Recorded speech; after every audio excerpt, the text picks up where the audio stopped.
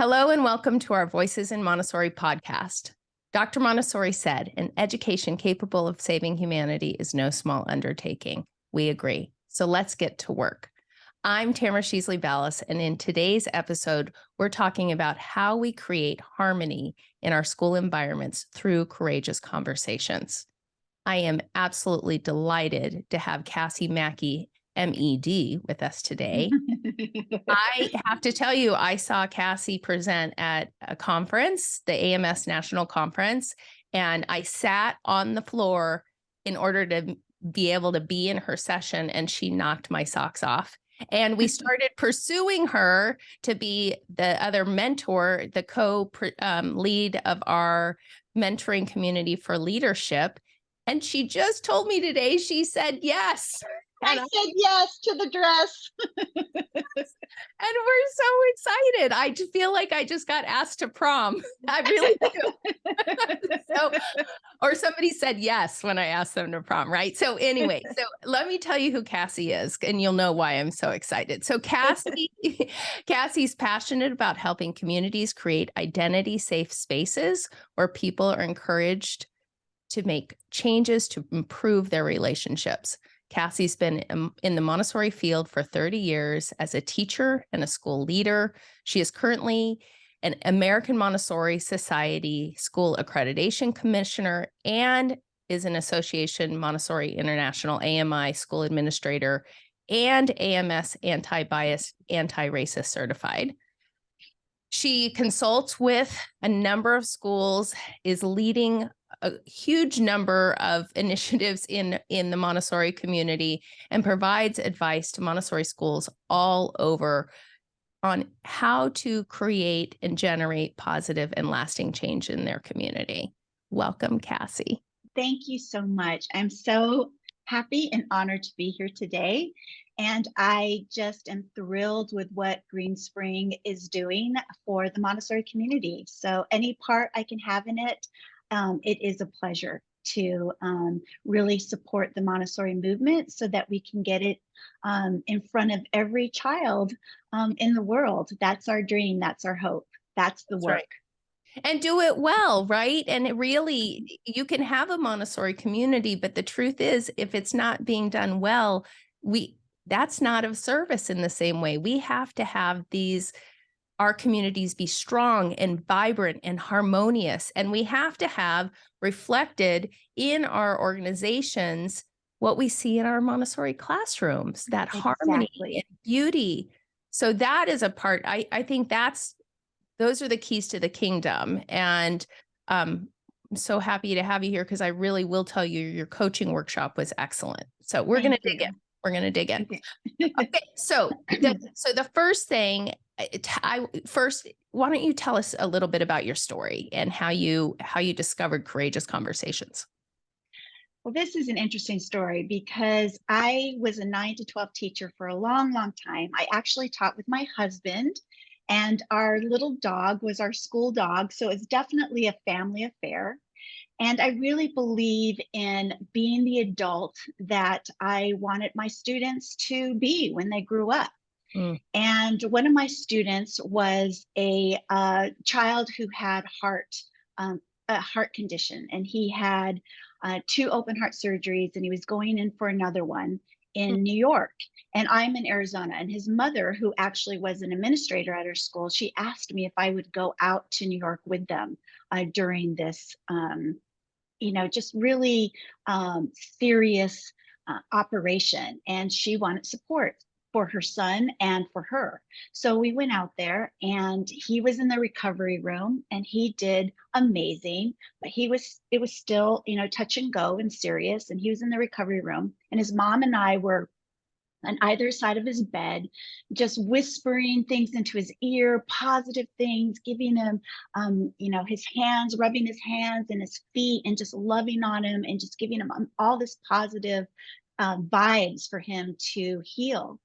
And during this course of time, we were sitting on either side of the bed, and we started talking. And we started talking about life and love and children. And then we started talking about our school. And then we started talking about people. And we started venting, and we started gossiping. And And this child in the middle of this, he woke up. Oh, And that's the first thing that he heard when he opened his eyes. And he said to me, he said, Cassie, that isn't your story to tell, because that is something that I would always tell my students is if it didn't involve you, it wasn't your story. And my heart was broken into 1,000 pieces, mm, because that was the moment in time when I realized that I wasn't being the adult I was asking my children to be or to become. And all the way home from New York, it just sat with me. And I said to myself, I am a fraud. I'm a fraud. I've been standing in front of my children and talking about how to be in a relationship, how to communicate, how to elevate each other. And yet I wasn't doing the same in my life and in my professional life. And at that moment in time, I knew that I had to make some sort of change. And I didn't know how I was going to do it, because how do you do that in a community mm, and get everybody on the same page as you? mm, Especially people who didn't have that same kind of experience that I just went through.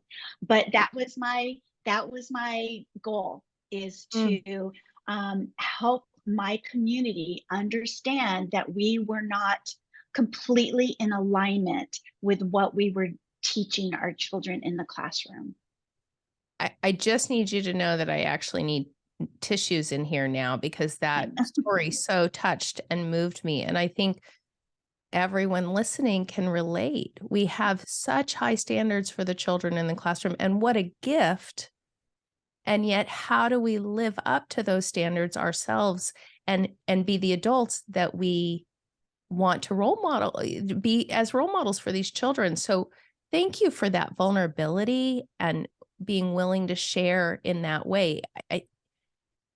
What a powerful wake up moment. It was. And then it took me some time to figure out what that looked like, because I couldn't just go into my community and say, we have to stop gossiping and venting and we have to start having honest conversations. I Mhm, had to, just much like a Montessori classroom, you have to prepare the environment. You mhm, have to create a space where that is something that people feel safe in doing, mhm, because courageous conversation occurs when people choose to engage in this humanistic manner, mhm, with what they honestly think and feel, so mhm, that others can also share their messages without feeling judged. And mhm, you can respond to each other without feeling afraid.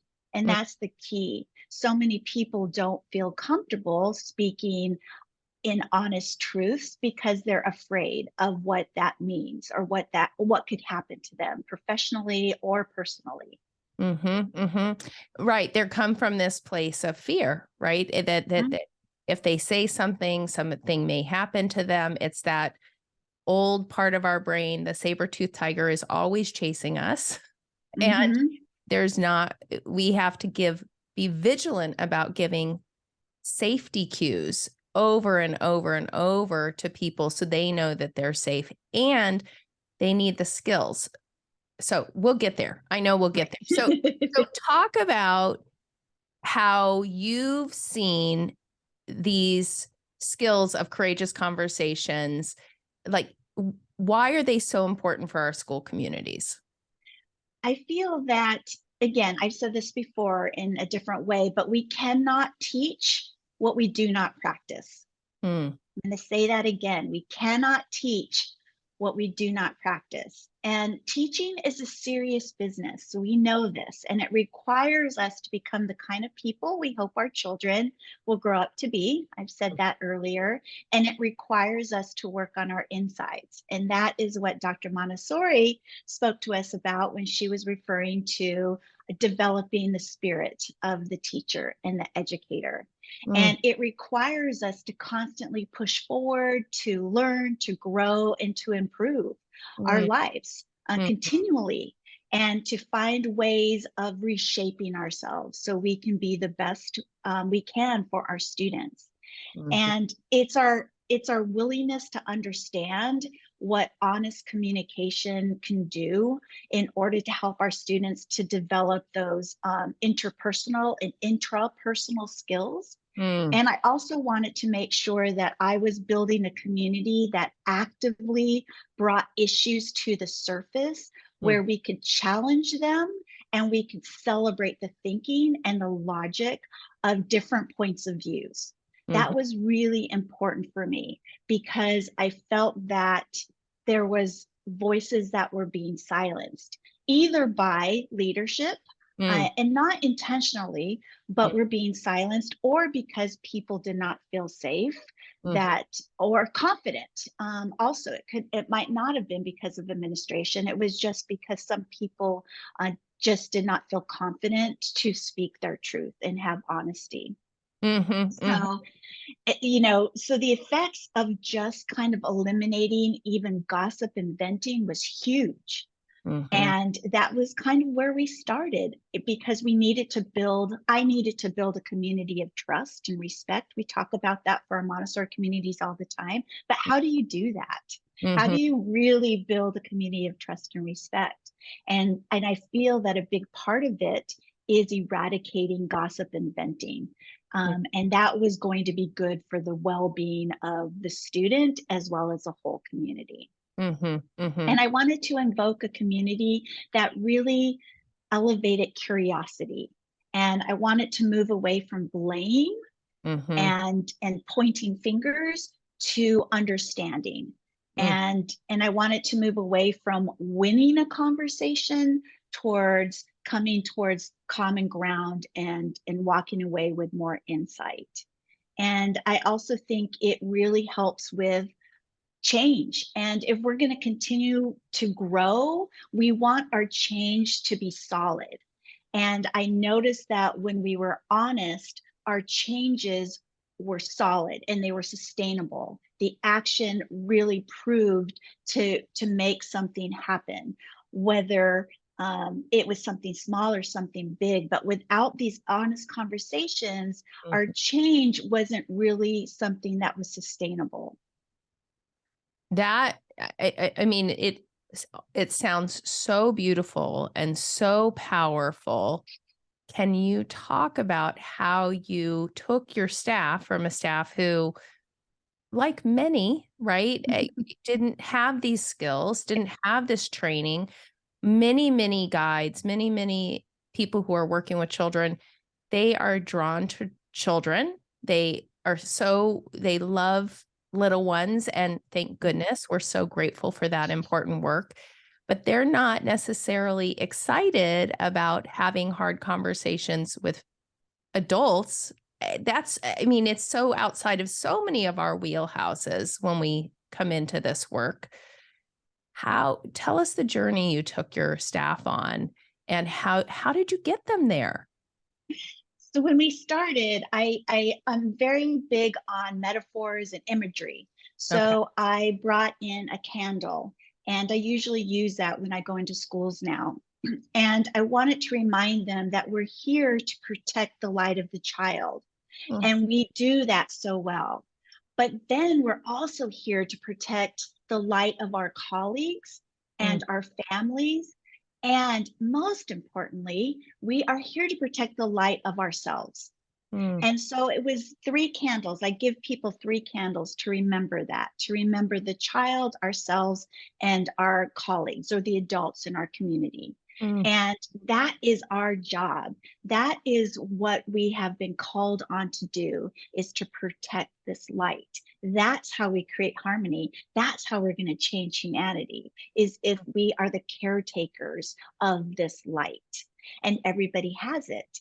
And so that's where I started from. The second thing that I really talked about was loyalty. This is what I was seeing happening in our community, is that people really felt a loyalty to each other, which was great. But mm, this loyalty was coming in between having these hard conversations mm, because they didn't want to hurt people's feelings, mhm, because this is my partner in my classroom. I don't want to make them feel bad because they really are doing a great job. mm, I don't want to say anything because this teacher is actually my son's best friend's mom. You know how everything in a community, they're all so interrelated, all the relationships.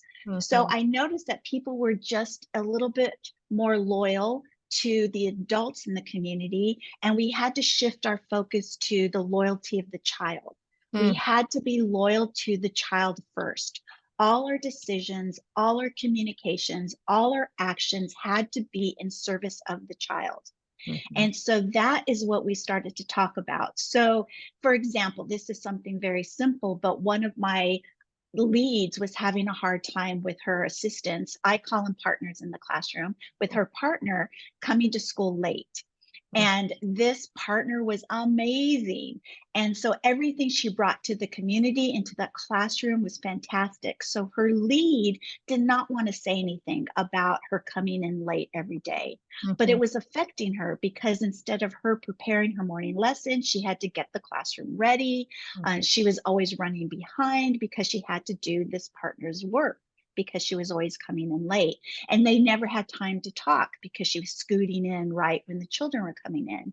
And so when we were having this conversation, I said, let's look at your compass. Where is it pointing to? And it was pointing to being more loyal to the partner than it was towards the student. And maybe loyalty is not the right word, but her focus was on serving her partner more than she was serving the children. Can I just And pause so, you 1 second? sure. The compass image, what a great idea.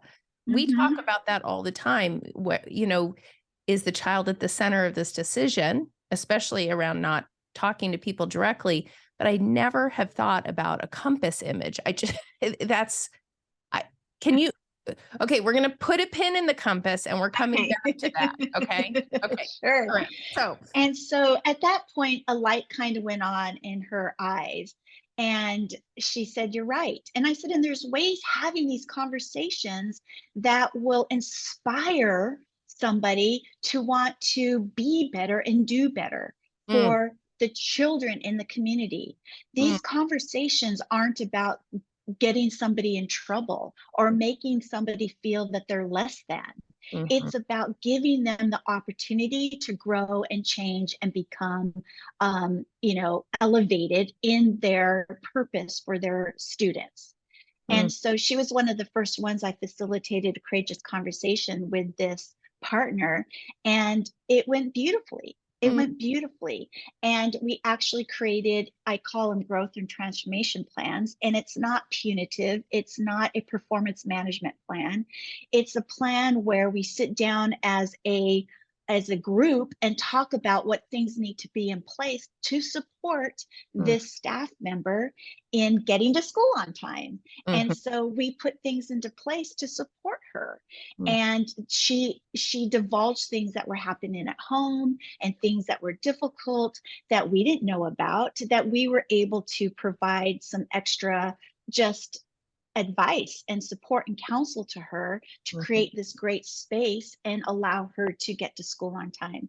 And it really, again, it was a simple fix, mm, but it was necessary, and it was something that was a fear to the lead teacher, that mm, she would harm the spirit or the light or dampen the light of her colleague.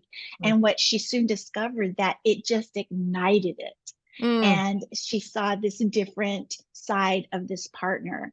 And it was just kind of a recommitment to her students and to her community, and it served that environment well. Mm. It served both of them well. It served the Mhm. children well. It served the families well. It served the guide got to learn how to step into the conversation, and the partner also learned something about themselves. What a beautiful example. So then, okay, so you have this, you bring in this piece. Did you train your staff? How did you, okay, I'm so sorry. We got to circle back to the compass. So I put a pin in it. So talk about the compass, then we'll talk about how you support your staff in learning how to do this. I think the compass, I always use that as a metaphor because it's about value. I really want it to be a value based leader. Mm, And I wanted our school to live in the values of not only Dr. Montessori, but the values that we set down for our school. And mhm, they sound great on paper. They sound great when we do our, community retreats or our community gatherings, but are we really in alignment with them? And mm, so the compass reminds me of that. It's the moral compass. mm, And where is it lining up with? Where is that arrow pointing to? mm. And it should always be pointing to our value, and it should Right. always be pointing to the child. And we don't always, and the mission of our school. We have these wonderful missions. We talk about our missions, we talk about our vision, but that isn't always present at every single partner gathering. It's Mm, not in the room when we're making decisions and policies. It's not in the room when we are having conversations with each other or with our families. And so I really wanted to bring that back, to bring that image of a compass back so that it's leading us in the direction of our mission, our vision, our values, and mm. it's leading us in the direction of our children always. And just a side note, when someone would leave our community to explore something else, which was always celebrated, I always gave them a compass and that said, follow your heart always. But then I would always tease them because I would say, once you've gone out and experienced the world, you're going to find yourself back into our community. And lo and behold, so many times Mm. we would have faculty and staff come back to our community. So it became a joke that people would say, I'm serious, Cassie, I'm going to leave and go do X, Y, and Z. Do not give me a compass because I do not plan coming back. And then they would come back. I think I'm going to have to steal that. I You're love going to have to steal that. that.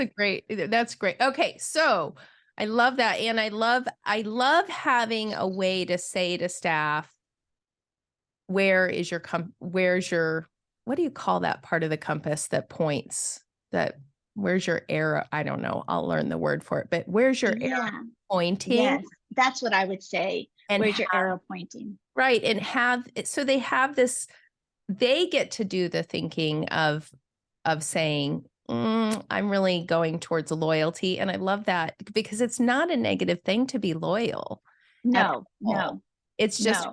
it, we are pushed to grow beyond that loyalty. And also, I do have to say, beyond our own comfort, because a part of Mm, it is we have to step out of what's comfortable for us, of just kind of stepping over it and really embrace that discomfort and for the higher good. yes. And I'm glad you said that because that was another metaphor I used was a house. And so many times our conversations, people would enter through the back door, or people enter through a side window, or people go in through the chimney. It was rare in our community that people were going straight through the front door when they had an issue to discuss. And Mm, I always would tell them, are you going through the front door, or are you going through that side door in the back? And they would always smile at me and say, I went through the side door. Yes, yes, I went through the side door.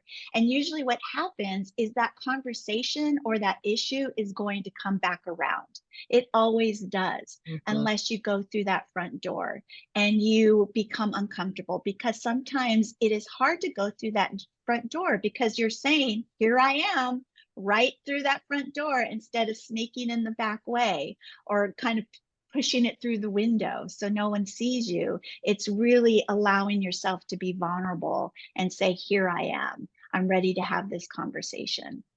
And really, so I want to hash that metaphor out just a little bit for folks who Okay. are listening. So to be clear, if you're going in the window, can you give us an example of what it means to go in the window in a conversation?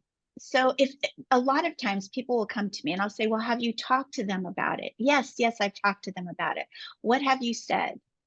So going back to the guide and her partner and being late, I Mhm, would ask her, what are you saying to her? Are you making this clear? And usually they feel that they're making it clear. And mhm, so I'll ask them, what exactly are you saying? mhm. And usually it is it is hidden somewhere in the message. So it might be, we missed you for the morning meeting, or I Mhm. wasn't able to get this accomplished because you were a little late. But there was never that conversation of, you are coming late every day and it's affecting me, which is affecting the children. And Mhm. I want to sit down with you and talk to you about why this is happening and what I can do to support you so that this doesn't keep happening. So Mhm. they think they're saying it in a kind way that's not going to hurt someone's feelings, but the message is not landing because they're having to keep saying it in different ways. And Mhm. until they say it in a very direct and clear way, Mhm. it's not going to be received. And I love that. Again, I'll be using that. That's a great way to, I can't even tell you how many times people have said to me, "Oh, well, we talked about that." And I say, "We did? When did we talk about that?" "Oh, remember our last meeting I mentioned," and they came in the side door or the window so much that I didn't know we'd had a conversation about something. Exactly. And Mhm. and so I really tell people, the way that I say it is, I don't read between the lines very well. So if you have something you need to tell me, you have to be direct. But I love that. I'm going to use, you got to come in the front door. It's such a, Yes. okay. Okay. Yes. So, and to our listeners at home, I don't know if you can hear, but we're not supposed to have music class right now, but we do have apparently a band that is rehearsing underneath us. So if you hear some drumming, we have a band named the Steves on campus that some of our adolescents are in. So I think the Steves may be rehearsing, and we're just gonna keep moving here. Um, so tell us how you brought this to your staff. Like, how did you get them on board? Did you bring in a trainer?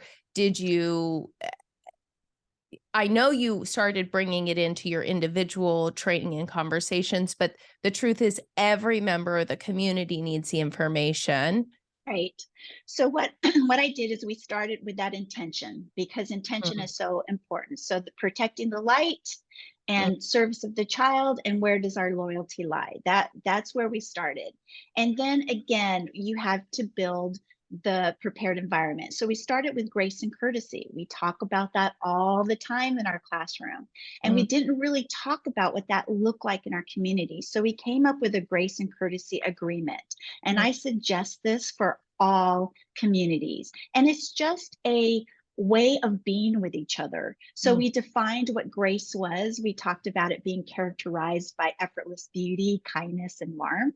And we Mhm. talked about courtesy is similar to politeness, but of a more voluntary and generous nature. Mhm. And it's actively meaning to be helpful. Mhm. And so I'm going to read this to you because I think it's just so beautiful and it just translate what I was trying to do on our community. Montessori philosophy uses the phrase grace and courtesy to reflect the way in which we endeavor to engage in all our interactions with ourselves, with others, and with the environment in which we live. Grace and courtesy are not taught so much as modeled and practiced at every level of our work and play. Imagine if every adult behaved in kind and courteous ways in our community, and Mhm. all our children absorbed that into themselves and then took it out into all their relationships. Grace and courtesy is a tremendous vision and one we hold in our hearts and work towards every day in words and actions.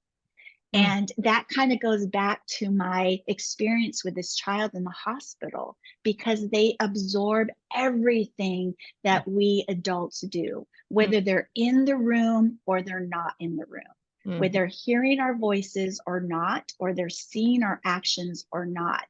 Mhm. It's this community energy, it's this community harmony we're trying to create. And we have to do that by being vulnerable and by being authentic Mhm. and by having grace and courtesy. So we came up with grace and courtesy guidelines as to how we're going to be with each other. The faculty and staff signed it, the parent community and guardians signed it, and the students also signed it.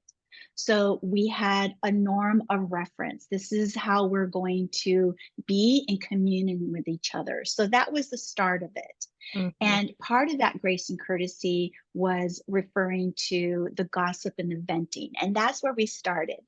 And we just started talking about holding each other able. I don't use the word accountable. I like using the word able. Mm. So we were going to start by holding each other able when people would come to us with gossip or venting, because that is the most dangerous, I think. And it was a little hard sell, the venting part of it, because my faculty and staff felt that they needed a place to vent. And Mm. so we had conversations about that. What does that mean? You need a place to vent. People need a place to think out their process, to talk out loud. I'm a talker. I like to talk out loud. I like to talk things through with people. And sometimes that is talking about other people. Mhm. And that's not fair, because I'm taking the opportunity from someone to make their own decisions about somebody. I Mm. am putting my own opinions on somebody else. So we talked about what that looks like. And I said, okay, so if you need to vent, why do you need to vent to another colleague about another colleague? So I will give you time to vent. If you need to walk down the canal, I will come into your classroom while you need to go down. We have canals by our school. You can go on a walk so that you can just vent to yourself. You Mm. can go into a side office and call your partner, call your best friend if Mm. you need to go out and vent. If you need to go play basketball and shoot some hoops so that you can cool off and vent with yourself, you can do that. What are other ways that I can make sure that need is being met Mm. without you talking to another colleague? Mhm. So that was the first thing we did. And also, you can come to me. So I encourage there be a safe person or safe place. I don't know if that's the right word for it, but one person who is kind of the courageous conversation coach, and that was me. And Mm. so people would come to me and talk to me regarding maybe an issue or maybe another staff member. And I was one removed from the head of school. I was the principal of my school. So I was a little safer place to come to. And not that heads of school aren't safe, but we know, if we're being honest, they Mhm. don't always hear all the truths that need to be heard. Mm. Just by being the head of school. That's just kind of the place you're in. Mhm. And so they would come to me, and they knew that if they came to me to vent, that the next thing I would say is, you need to go directly to this person and have this conversation. And Mhm. so let's talk about what that looks like. So they knew that I was going to hold them able to that. Mm. So we started with venting. And then the second thing is we started with gossiping. And so we came with the phrase, this isn't my story. This isn't my story to hear. This isn't my story to tell. Mm. So I encourage you and invite you to go directly to the person that you need to speak to. So I gave people a talking point, because Mm. that's hard. When someone comes and starts talking to you, so many people just don't say anything. It's kind of one of those, when someone's being bullied, are you a bystander?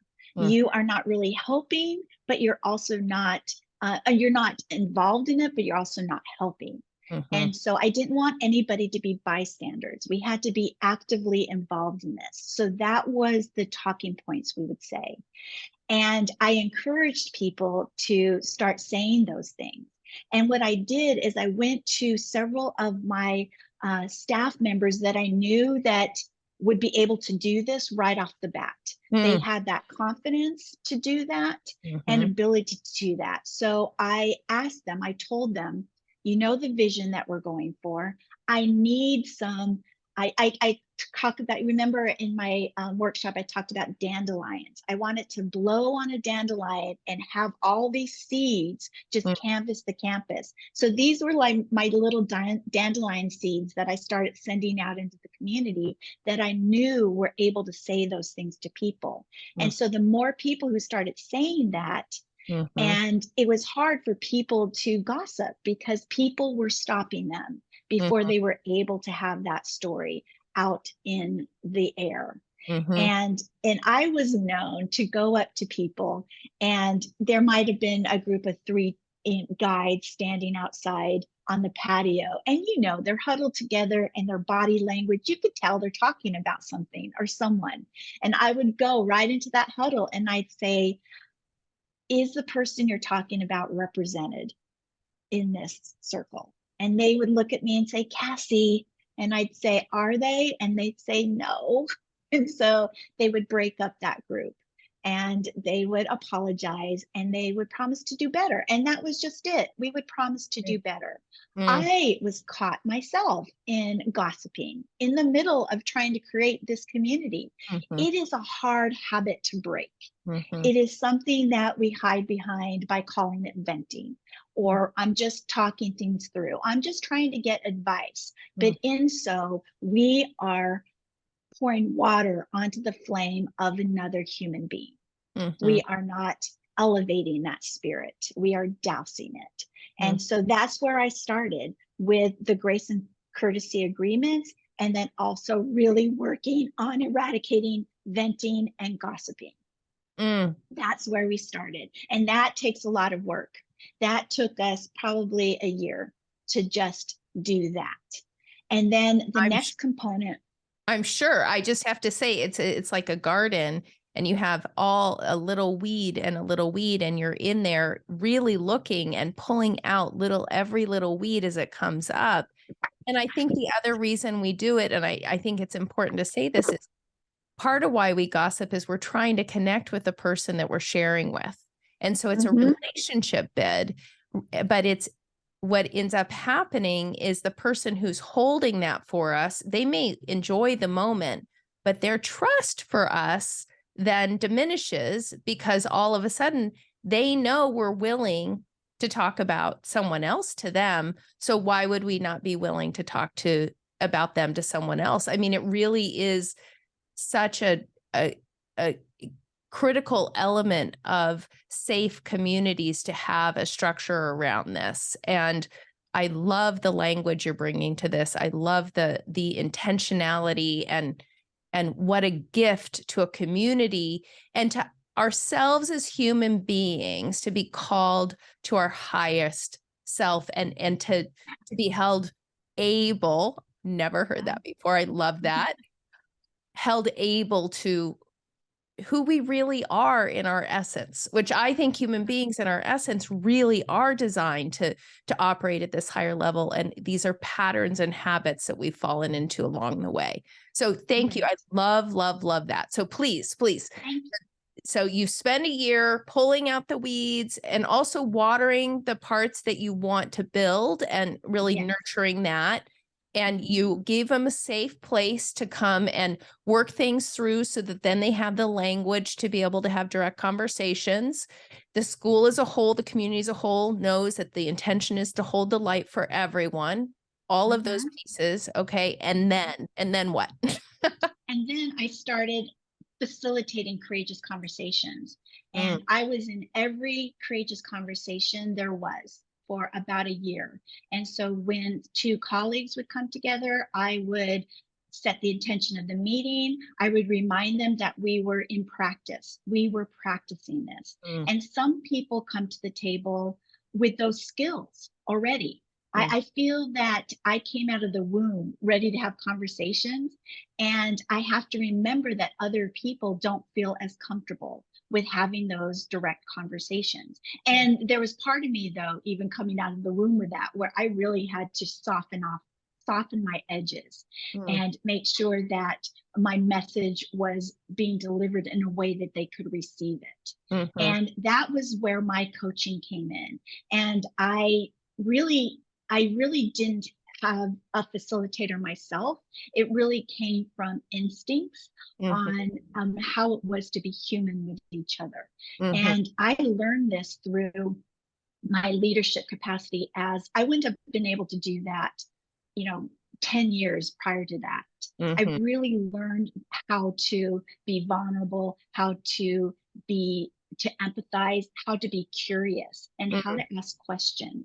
And how to really try to understand where somebody else is coming from in order to be able to resolve an issue, because there is my needs and there is somebody else's needs. And we have to redefine the needs so that we can make sure everybody's needs get met. So we have to ask another question so it serves both of us. So I was in those meetings all the time, and I would stop and I would coach and I'd say, so when you start using this language, it really makes somebody else feel less than. It makes them feel that you are in judgment.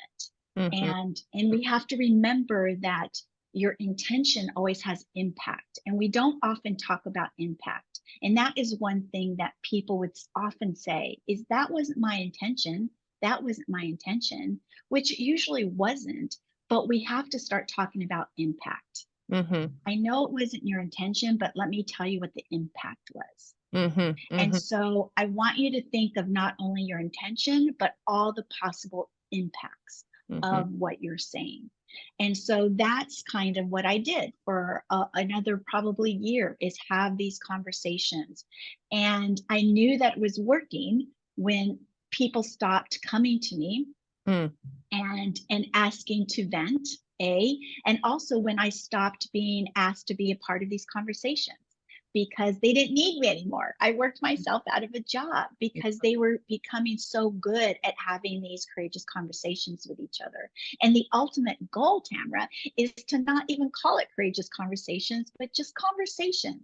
Is they were learning how to have conversations with each other so that they could be happy, they could move forward, and they could get things done in the service of the child.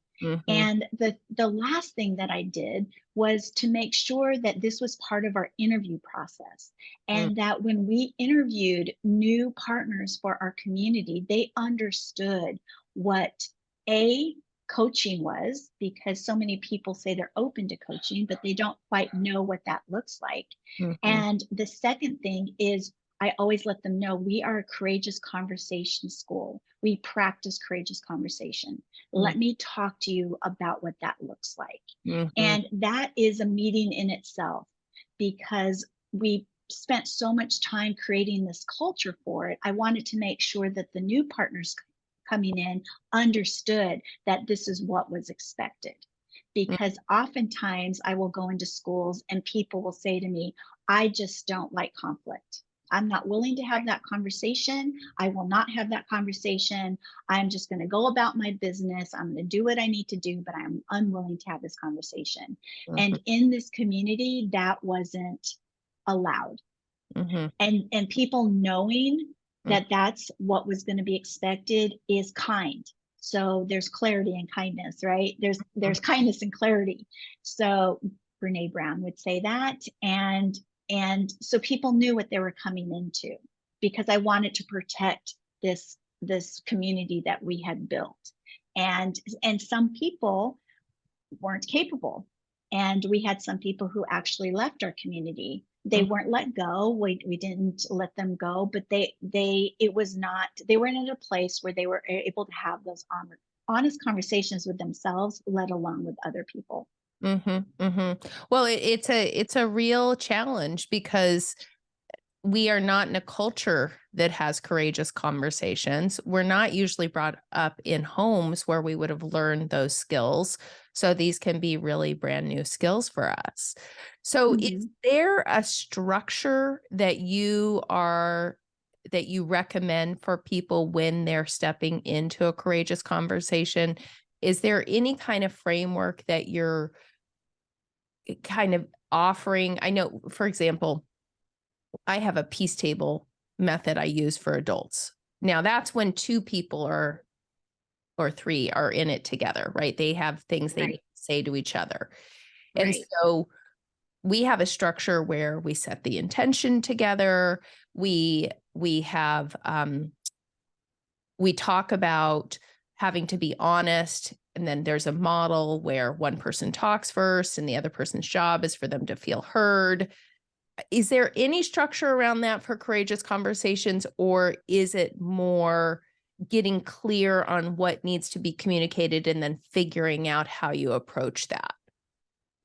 What I did as a courageous conversation coach, and this is really helpful, is when I started doing this, I would meet with both people.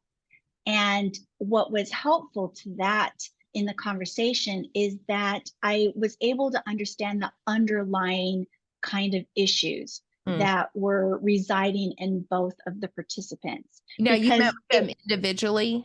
yes. Got it. And Okay. so, and I just kind of took notes so that when I knew someone would be uncomfortable bringing something up, I was able to bring it up in a way that didn't put anybody on the spot. Mm-hmm. So, and they were always afraid. And I said, I'm not going to say, Tamara said, when I was talking to Tamara said. And so I would bring up a question, or I would bring something up so that they just could walk into the subject. And it was a natural way of bringing it up. And when they saw me doing this, then they were able to do that for themselves as time went on. So I also would ask them to sit down and talk about individually. They would sit down and write down kind of, I had a questionnaire that they would fill out before a conversation. And I also had a post questionnaire that they would fill out after a conversation so that they can reflect back on how it went. And they stopped using those. That was just kind of at the beginning when they were learning how to do this. And when I go and work with schools, we create that.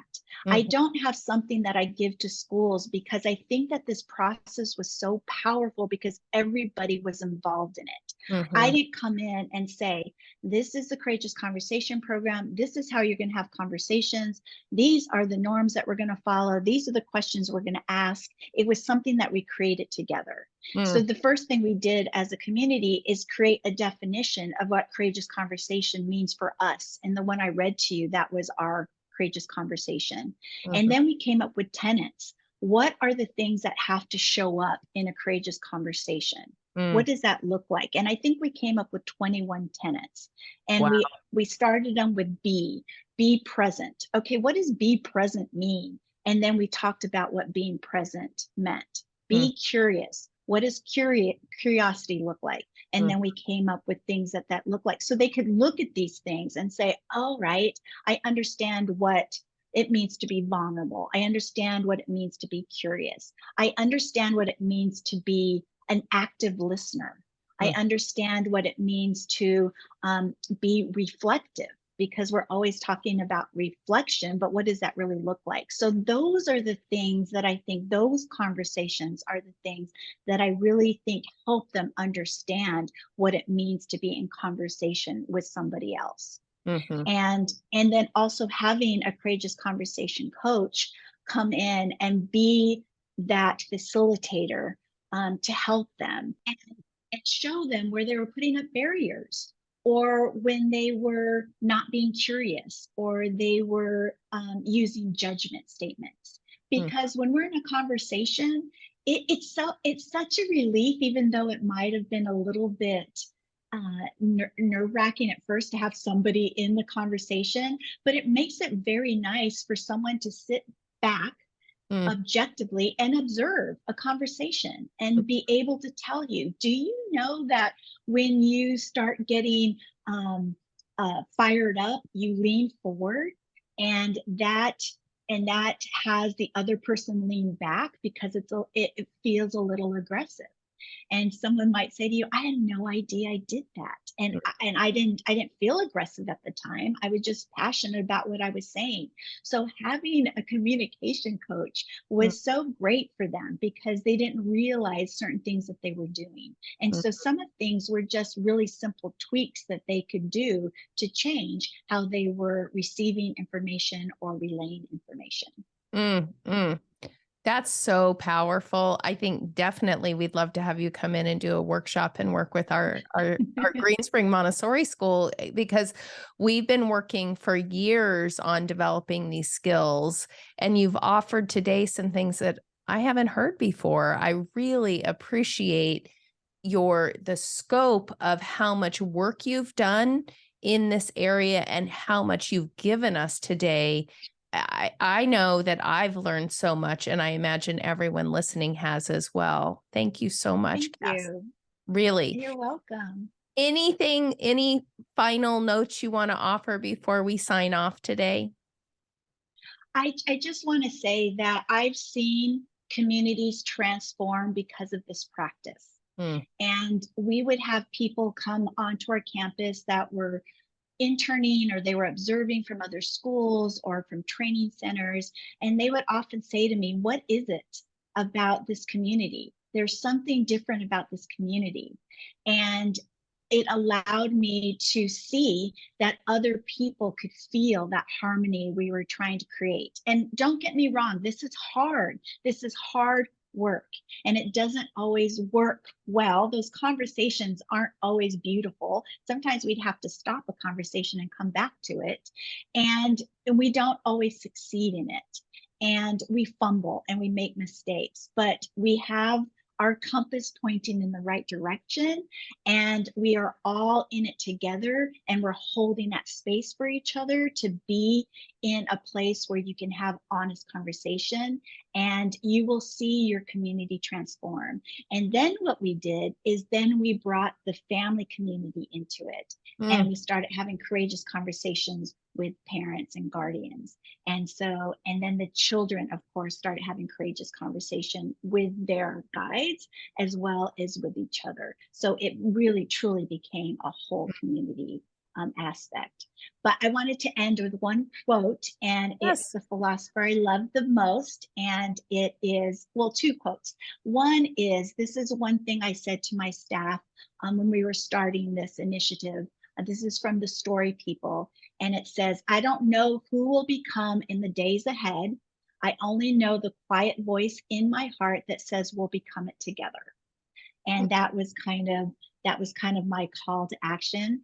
And then what I always say to people when we're about to have a courageous conversation, this is from Rumi, and he said, out beyond ideas of wrongdoing and right doings, there is a field, and I'll meet you there. And that's what I want you to think of is the courageous conversation is being in that field, that open space with the beautiful blue skies and the wildflowers around you, and just knowing that we are a small part of this great humanity.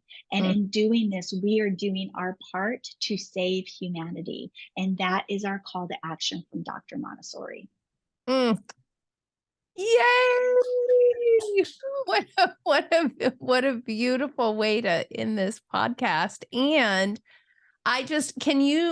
what a gift to the Montessori community as a whole. Thank you, thank you, thank you. You're welcome. Can you share with people how to get in touch with you? Because Cassie's available as a consultant for Montessori schools. And so how do they get in touch with you? So you can actually email me. And my email is Cassi Mackey 11, CASSI MACKEY 11 @gmail.com. Perfect. And we'll have that information in our show notes as well. That's right. So, but I wanted, for those of you who are not going to look at the show notes, if you're like me, I want to make sure you have that information. And I just want to say thank you again, Cassi. I'm so excited. Thank you so much for having me here, Tamara. To be a mentor with you this year. If I had the opportunity to have someone supporting me every week as a new school leader and have that opportunity so that I didn't have to learn all these lessons the hard way. And I didn't feel so isolated. And I had a cohort of people coming together. I know that would have made a tremendous difference, not just for me as a school leader, but for everyone I touch, for every student, for every family, for every adult in our community who serves our school. And so for those of you who are stepping into leadership or have in the last couple of years, take a look at our mentoring page. It's something we're really excited about what we have to offer. And Cassi and I are really looking forward to serving the community together in that way. And it goes right along courageous conversation, because being a head of school, a principal of a school, is lonely. It can be isolating, and we do not have to do this work by ourselves. You have a community of leaders that you can be a part of.